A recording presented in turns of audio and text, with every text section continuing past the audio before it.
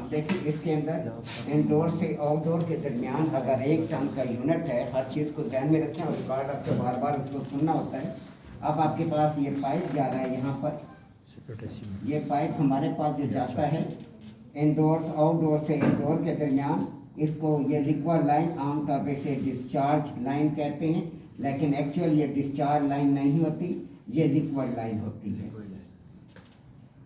ये वाल जो वाल लगा हुआ है यहाँ पर, इसको कहते हैं लिक्विड लाइन वाल या डिस्चार्ज सर्विस वाल। यहाँ पर एक वाल होगा, उसके बाद हमारे पास दूसरा वाल लगा होता है, ये वाल कहलाता है सेक्शन सर्विस वाल। इसके साथ आमतौर पर चार्जिंग पिन वाल देती हैं, कुछ अच्छी कंपनियां इसके साथ भी चार्जिंग पिन वाल देती है, वरना ज़्यादातर नहीं देती।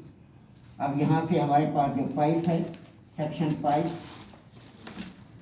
ये सेक्शन पाइप आ रहा है। अब टोटल वर्क इसका कैसे काम कर रहा है,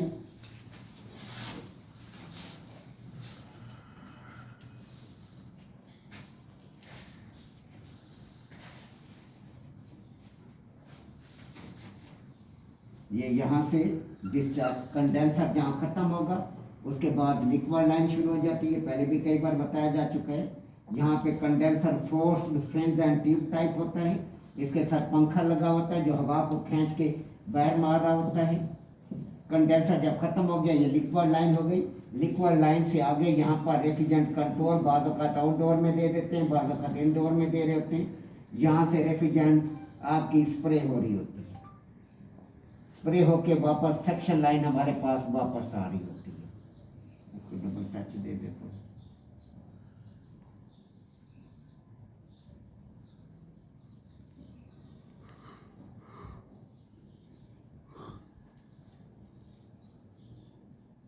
ये वेपरेटर भी हमारे पास force fan and tube type होता है, इसके साथ भी बिलोर फैन लगा हुआ होता है।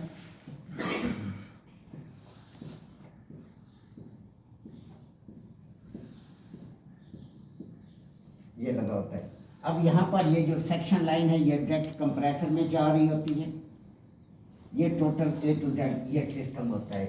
आउटडोर यूनिट मैकेनिकल सिस्टम के अंदर ये चीज़ कंप्रेसर, कंडेंसर, और इंडोर के अंदर हमारे पास आउट वेपरेटर और साथ ही यहाँ पर बिलोर फैन दिया हुआ होता है, बिलोर फैन आ जाता है। अब इसके अंदर हमारे पास क्या क्या काम करने होते हैं, क्या क्या काम नहीं करने होते हैं। सबसे पहले अपने यूनिट की इस गैस कैसे आपने स्टोर करनी है, गैस स्टोर करने का इसका तरीक़ेकार क्या है कि इसका उतारने का हम 1500-2000 रुपया ले लेते हैं। लोकेशन पर डिपेंड करता है क्या लोकेशन है। एसी ज़्यादा है तो 1000 रुपये बिल कर लेते हैं। 10 एसी उतारें 10,000 आता है, 2-3 घंटे की मार होती है, वरना 10,000 का रेट इस टाइम नहीं चल रहा, ज़्यादा रेट है। तो अब यहाँ पर अपने गैस को कैसे स्टोर करना है और क्या तरीके अपने इख्तियार करने होते हैं। सबसे पहले अपने यूनिट को ऑन करना है, यूनिट को अपने ऑन करना है। यूनिट आपका ऑन हो गया, यूनिट ऑन होने के बाद उसे 5-10 मिनट चलने दें, 5-10 मिनट चलने दें। अगर आपने यूनिट सिर्फ उतार रहा है तो उतारने तक महदूद है तो ठीक है। अगर उतार के आपने किसी और जगह लगाना है, फिर एक काम आपने और करना है, ये दरवाज़ा बंद कर देंगे। एक काम यहाँ पर ये करेंगे, इसके साथ अपने गेज लगाएंगे, किसी और जगह आपने शिफ्ट करना है। लो प्रेशर आपने गेज लगा दी इसके साथ। अब अपने यहाँ पर गैस का प्रेशर देखना है आपने। जब यूनिट चल पड़ा 5-10 मिनट बाद, तो गैस का प्रेशर क्या है। गैस का प्रेशर एकदम 65, 60, 65 पे नहीं जाएगा, ये एकदम सुई ऊपर से नीचे की तरफ आएगी। 20 PSI 20 पे रुकी रहेगी, फिर 25, फिर 30, 35, 40, ऐसा ऐसा ये सब करते रूटिंग कंप्रेसर है। तो ये ना समझे कि 20 पर सुई आ गई है, 25 पर जी गैस कम है, नहीं। शुरू में लिक्विड लाइन पर आइस भी आ जाती है। आपके यहाँ जी गैस कम है, इसके अंदर तो ये है वो है, नहीं। आपने 5-4 मिनट यूनिट को चलने देना है। चलेंगे फिर ऐसा ऐसा आइस भी मेल्ट होना शुरू हो जाएगी और आपका प्रेशर भी ऊपर तरफ जाना शुरू हो जाएगा। फिर जो भी पोजीशन होगी उस पोजीशन पर मौसम के हिसाब से, वरना नॉर्मल आम गर्मी का मौसम है 60 PSI 65 PSI पे जाएगा। अगर गर्मी शदीद है, बहुत शदीद गर्मी है, तो ये प्रेशर 60-65 नहीं रहता, ये तकरीबन 70, 75, 80 PSI पे जा रहा होता है। इतना ज़्यादा प्रेशर बड़ा होता है। तो यहाँ पर जो भी प्रेशर आपका चल रहा है, आपकी लिक्विड लाइन पर आइस नहीं आ रही, सेक्शन रेटा भी प्रॉपर आ रही है, यूनिट ठीक है। अगर वहाँ गैस कम है तो पहले कस्टमर को बताएंगे सर इसमें गैस कम है। ऐसा ना हो यूनिट आप जब इंस्टॉल करें दूसरी जगह के गए तो कूलिंग ही कम है, अपनी गैस गायब कर दीजिए, मत्थे लग जाते हैं। इस वजह से जब भी अपने यूनिट को सर्विस करना है या अपने यूनिट को तार के दूसरी जगह शिफ्ट करना है तो आप पहले गैस चेक करके उसको बताएं सर इसमें गैस कम है, इसके अंदर ये गैस चार्ज हो, ठीक है।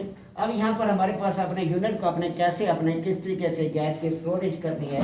सबसे पहले अपने यूनिट को चला दिया, 5-10 मिनट चलने दें। 5-10 मिनट चलने के बाद आपने पहले डिस्चार्ज सर्विस वाल्व को बंद करना है। यहाँ पर आपसे पूछा जा सकता है कि एल की क्या लगती है, एल की साइज क्या होते हैं।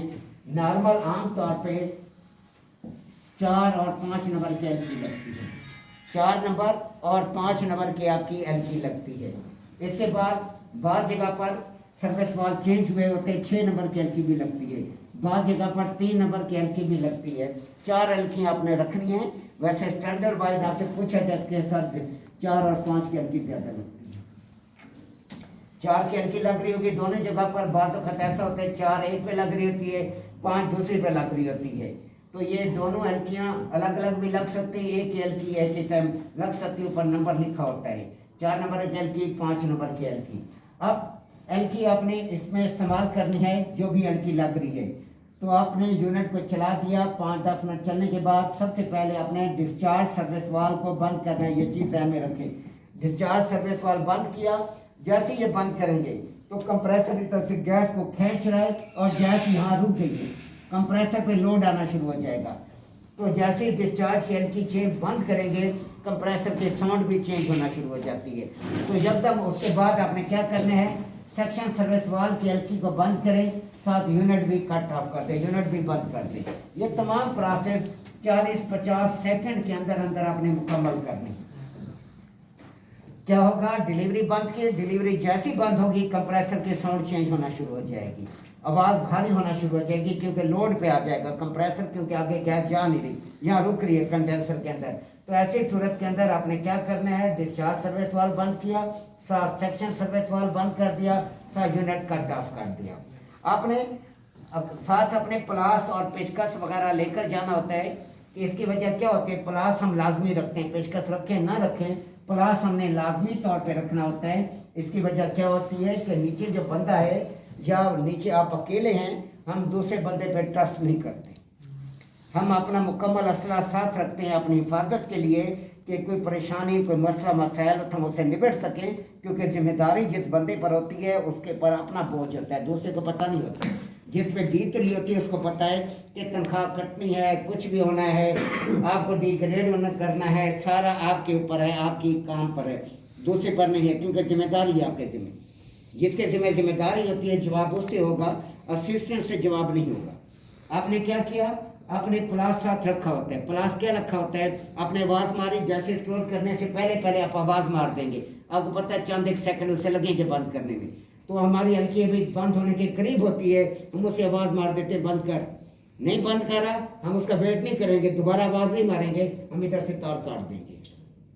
केबल नहीं काटनी, सिंगल तार काटनी, ऐसा ना तो केबल को काट दो, केबल को काट दोगे खुद मरोगे, ये केबल नहीं काटनी, इसको अपने सिंगल तार काट लेना, पहले वहाँ पर प्लास डालना है जहाँ पर सिंगल वायर है, ये ना कि केबल को काटो, न्यूट्रल फेक्ट करा देंगे, मरोगे खुद ही। तो इस वजह से आपने ये ध्यान में रखना है, आपने दूसरा वेट नहीं करना होता हमने कि हाँ जी वो मत बंद करे, बंद कर चीज़ ना शुरू कर दे, पूरे माले में आवाज़ जा रही नहीं, आपने कट कर दी है। टेक्निकल डिप्लोमा होल्डर एक बाशऊर बंदा होता है, आम जो बाजारी मैकेनिक होते हैं उसमें और आपने ज़मीन आसमान का फ़र्क होता है। तो इस वजह से आपके एटिकेट्स होते हैं, काम कैसे करना है, किस तरह जाना है, हर चीज़ आपको सिखाई जाती है। बंदा अपना शौर होता है कि डिप्लोमा कर रहा है कि करके आया हुआ है, अपने एक तार काट दी, खत्म, ना आवाज़ मारी ना कुछ की, कह दिया यार बंद कर, नहीं सुना ना सुने, हम पहले रेडी होते हैं, तार काट के खत्म।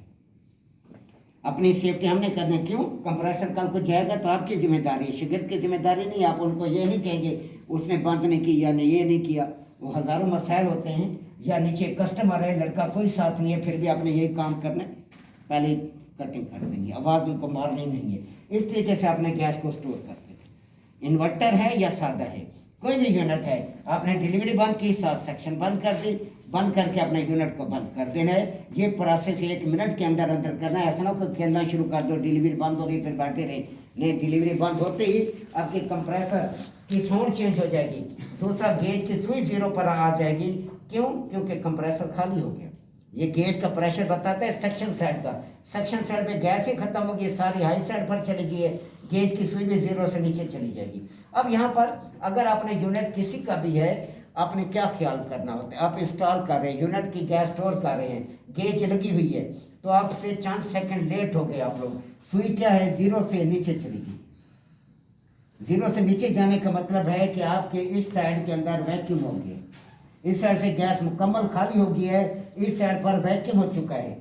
अब जैसे ही आप लाइन फ्लेयर नट को खोलेंगे, सेक्शन साइड के फ्लेयर को जैसे ही खोलेंगे, एकदम ही एयर अंदर जाएगी।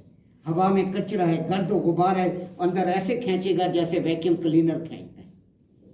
तो हम लोग इस चीज़ को मद्देनजर रखते हैं। आम मैकेनिक नहीं करते, बस खोला साइड पे हमारा इकट्ठा किया, यही किया, यही करते हैं, लेकिन हम नहीं करते।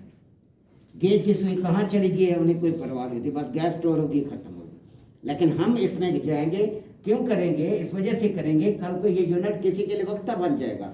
अगले अनाड़ी होते हैं इंस्टॉल करने वाले, वो पर्ची नहीं मारते, बस लाइनें लगाई, गैस खोल दी, अब सारा कचरा अंदर है, कचरा जाके कैपिटल में फंसेगा, अगले का यूनिट बर्बाद होता है। पर्च मारना लाजमी होता है, अंदर से एयर निकालना लाजमी। अगर एयर नहीं निकालेंगे, कंप्रेसर पे लोड रहेगा, कंप्रेसर जल्दी हीट अप होगा आपका। तो इस वजह अब आपने क्या किया, अब आपको पता चल गया गेज की सुई नीचे चली गई है, यूनिट आपने कट ऑफ कर दिया, कट ऑफ कर दिया, ठीक है। अब आपने डिलीवरी को हल्का सा खोला, गैस किधर स्टोर है? कंडेंसर में। कंप्रेसर में गैस कभी भी स्टोर नहीं होती, क्योंकि कंप्रेसर में गैस स्टोर होती नहीं। कंप्रेसर दिल है, उसका काम है गैस को खींचना और कंप्रेस कर देना, ये नहीं अपने अंदर स्टोर करना। गैस कंडेंसर में आई, अब आपने हल्की को क्या किया, हल्का सा ऐसे हल्का सा खोला, बंद, एकदम एक झटका सा देना है। खोला, जैसे खोला, यहाँ पे गैस का प्रेशर रुका हुआ है, एकदम गैस का प्रेशर इधर आएगा।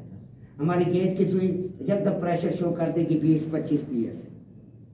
अब आप लाइन को खोल दें, अब आप लाइन को खोलेंगे, अंदर एयर नहीं जाएगी, कचरा नहीं जाएगा। जो सेक्शन थी ना, जो पहले थी, वो सेक्शन नहीं आएगी, आम एयर जाएगी, खींचने वाली गेम नहीं होगी। जब वैक्यूम था तो इसने जैसे लाइन खोलते, इसने अंदर हवा को खींचना था, वैक्यूम था। अब हवा को नहीं खींचेगा, जो नॉर्मल हवा जाएगी, उसका इशू नहीं है। खोल के आराम से मुंह के ऊपर टेप लगा दे दोनों साइड, बस उसके बाद कहीं भी लगा। यूनिट क्यों बर्बाद होते हैं? चौक खोल रहे हैं, यूनिट दूसरी जगह उतार के लगाते हैं यूनिट, उसके बाद काम ही सही नहीं कर देते। वजह क्या होती है? वजह होती है अनाड़ी कि यूनिट वैक्यूम पर उतार रहे हैं, अंदर मौसम बाहर खराब था, ऐसे हवा चली हुई थी, अंदर सारा कचरा गया। ना भी चली हो, हवा में गर्द गुबार होता है, सारा अंदर गया इसके अंदर। फिर अगला जो इंस्टॉल करने वाला था वो माहौल स्टार था, वो बहुत बड़ी फिल्म थी, उसने लगाया, गैस खोलती, बस खत्म, पैसे ले लिया और ये चाह वो चाह। उसके बाद यूनिट चौक हो गया, ब्लॉक हो गया, अगला जलील हो गया, अगले के इतना पैसा और अलग टेंशन, यूनिट का सत्यानाश, सारी गेम अनाड़ी पर। अनाड़ी मैकेनिक जब भी टकराएगा, चीज़ का सत्यानाश हो जाएगा। अगर उसे कंसेप्ट क्लियर नहीं है, काम कैसे करना है, काम करने की तरतीब क्या है, तरतीब का पता नहीं है, फिर मसला है। अब इसमें क्या तरतीब थी? कोई मसला नहीं था, मसला ये था कि टेक्निकली आपने काम किया है, नॉन टेक्निकली काम नहीं किया। बस नॉन टेक्निकल काम करते, लाइनों को खोल देते, बाहर मौसम बारिश है, कचरा है, हवा है, गर्द गुबार है, सारा कचरा अंदर गया था। ये आपने ख्याल रखा है कि यूनिट के अंदर सेक्शन ना हो, अंदर एयर खींच के ना जाए। आपने क्या किया? वैक्यूम को ब्रेक कर दिया। वैक्यूम को कैसे ब्रेक किया आपने? थोड़ी सी गैस खोली, गैस का प्रेशर इधर आ गया, उसके बाद अपने लाइनें खोल दी, सेक्शन खत्म हो गया। अब ये समय जिसको नहीं है यहाँ मुझसे पूछ सकता है, ये जिसको क्लियर नहीं हुआ, बिल्कुल चुप है, किसी को क्लियर नहीं हुआ? नहीं, मुझे हो गया। लेक्चर को रिपीट करें, देखो जिनके पास करें। नेक्स्ट ठीक है, ये इम्पोर्टेंट प्रैक्टिकल है, बहुत ज़्यादा, हद से ज़्यादा। गैस चार्जिंग हो गई, विंडो की वायरिंग